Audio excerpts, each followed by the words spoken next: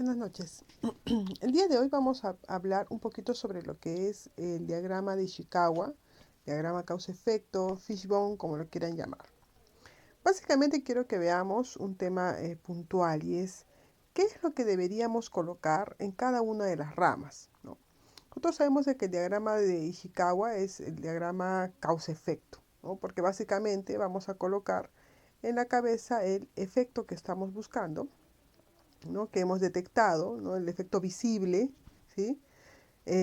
Y vamos a tratar de suponer o hallar cuáles han podido ser las causas, ¿no? Que han llegado o que han hecho que ese efecto se materialice o sea visible para nuestro caso, ¿no? Que sea materia de estudio. Entonces, lo que nosotros tenemos que ver es cuáles son las causas y sobre todo tratar de entender o encontrar cuál es la causa principal o las más relevantes, ¿no? Entonces, para eso tendríamos que primero definir qué es lo que tendríamos que colocar en cada una de las espinas. Nosotros sabemos de que las espinas están básicamente, lo más usual o lo más común es utilizar las 6 ramas, ¿no? Las famosas 6 M's, en la que involucra personal, o mano de obra que también se le conoce, maquinaria, materiales, métodos, entorno o medio ambiente y mediciones.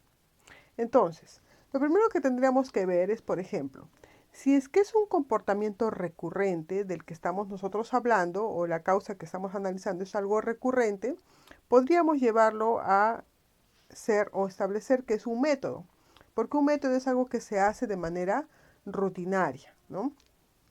A diferencia de repente de algo que se hace puntual, ¿no? Entonces tendríamos que ver de la causa que estemos nosotros hablando, ver cuáles de ellas son las que han sido o están asociadas a formas de trabajo, ¿no?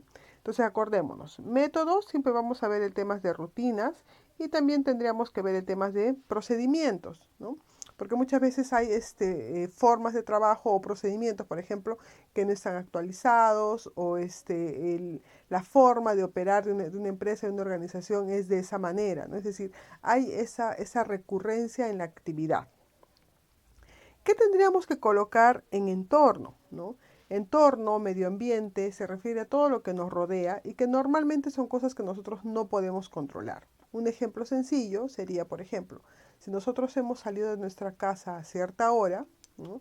Y finalmente llegamos tarde, ¿no? Que se vendría a ser nuestro efecto, cuando nosotros queremos ver qué, por ejemplo, qué cosas en el medio ambiente hicieron que yo llegara tarde, ¿no? Entonces podríamos decir, por ejemplo, una manifestación, una huelga, ¿no? Es algo del que yo no puedo, o sea, yo no tengo poder sobre la gente que ha salido a hacer la huelga, ¿no? A hacer su manifestación.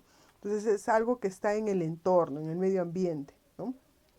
Por ejemplo, que se malogre un carro y que genere la congestión vehicular. Eso tampoco depende de mí, ¿no? Es algo que está, o sea, que me impacta directamente, pero que yo no tengo dominio, no tengo forma de cómo poder controlarlo, ¿no? Entonces, todo aquello que, por ejemplo, también otro ejemplo podría ser el tema de condiciones climáticas, ¿no? Por ejemplo, el hecho que llueva, ¿no? O que de repente haya pasado un huaico, o que de repente si estamos en una zona en la que nieva, que haya nevado más de lo normal, ¿no?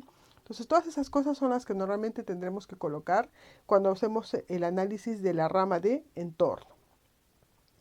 ¿Qué cosas entonces iría por ejemplo, en maquinaria? ¿No? La maquinaria básicamente está asociada a lo que es el equipo de trabajo, o sea, todas aquellas condiciones o todas aquellas causas asociadas directamente a la máquina, ¿no?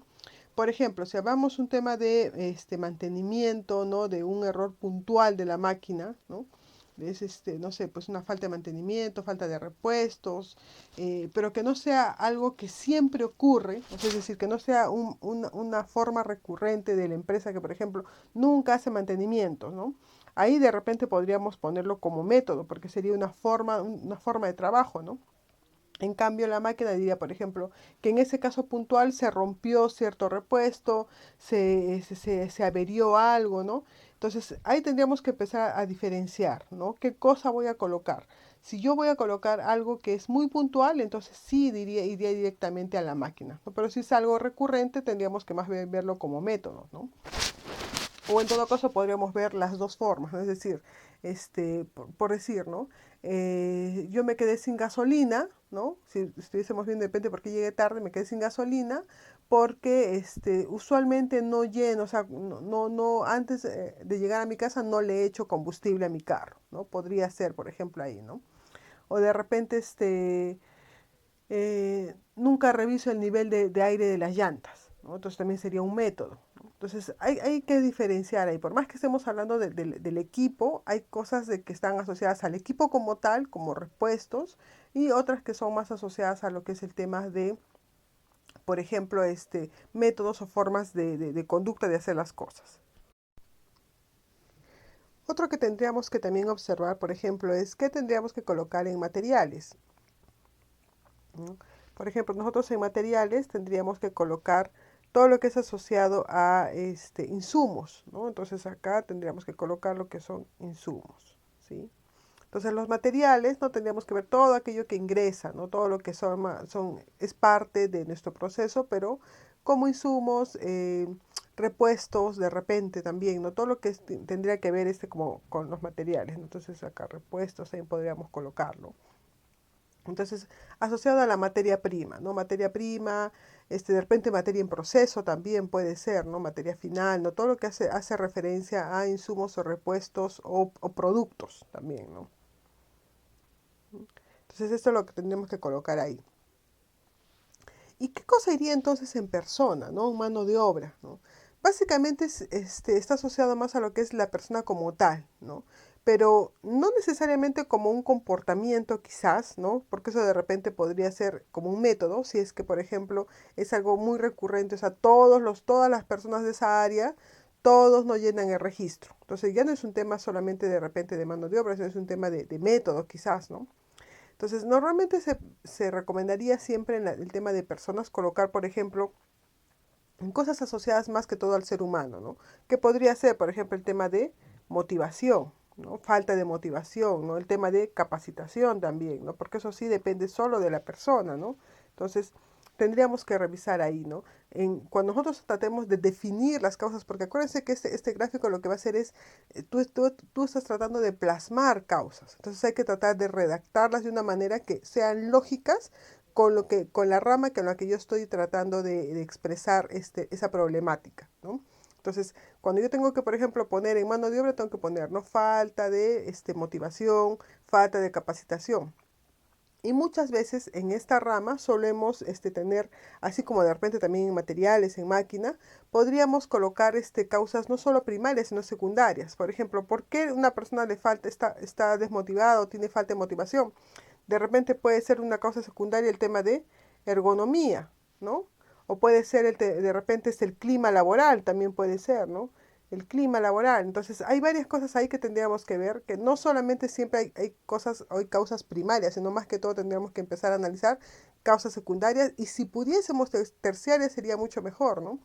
¿Qué pasa? Muchas veces colocamos muchas ideas, ¿no? Cuando hacemos nuestro Ishikawa, como causas primarias, pero después cuando las analizamos realmente no todas son primarias, sino que algunas son secundarias. ¿Por qué? Porque son efecto de las primarias. Entonces, ese en realidad es nuestro análisis, ¿no? A pesar de que esta es una herramienta muy conocida, muy usada, usualmente cometemos ciertos errores cuando graficamos, ¿no? Cuando hacemos el dibujo o tratamos de identificar cuáles son las causas, ¿no? Y por último, el tema de mediciones, ¿no? Mediciones que normalmente está asociado al tema de numérico, ¿no? Entonces, ¿dónde normalmente tenemos temas numéricos? Por ejemplo, tenemos cuando aplicamos, por ejemplo, aseguramiento de la calidad, cuando hacemos control, ¿no? Entonces, normalmente ahí tenemos estándares o controles, indicadores, ¿no? A los cuales tenemos que asociar. Entonces, normalmente esta es una de las pocas ramas que nunca se usan o que no es muy recurrente usarlas, a no ser que estemos trabajando pues realmente con un proceso muy descontrolado, ¿no? En el cual tengamos mucha variación, mucha variabilidad. Entonces, usualmente podríamos omitir esta rama, ¿no? Y también hablando de omisiones, sabemos de que nosotros cuando hablamos de el Ishikawa, no es necesario que hagamos las seis ramas, ¿no? Nosotros podemos utilizar tres, cuatro de estas seis ramas, ¿no? Ver las que realmente nos van a ayudar en el análisis que yo quiero. Ahora, Si por ejemplo me preguntan, ¿siempre tengo que utilizar las 6 M's? No necesariamente, ¿no? Si es que por ejemplo yo estoy hablando de un tema de finanzas, ninguna de estas ramas, así como está propuesta, me va a ayudar a mí en el tema de finanzas, no en el análisis. Entonces ahí yo podría solamente enfocarme en el tema de finanzas, ¿no? Por ejemplo, asociados a temas de contabilidad, de ventas, ¿no? O sea, yo puedo hacer, si es que estoy en un tema muy puntual, yo puedo sí hacer, omitir estas ramas, ¿no? Y poner las que yo considere que expresan mejor el problema, ¿no? Esa sería la condición. Entonces, recuerden que siempre podemos modificar, ¿no? Entonces, para lo que es Ishikawa, eso sería, sería lo más relevante que yo les podría apoyar en este momento. Gracias.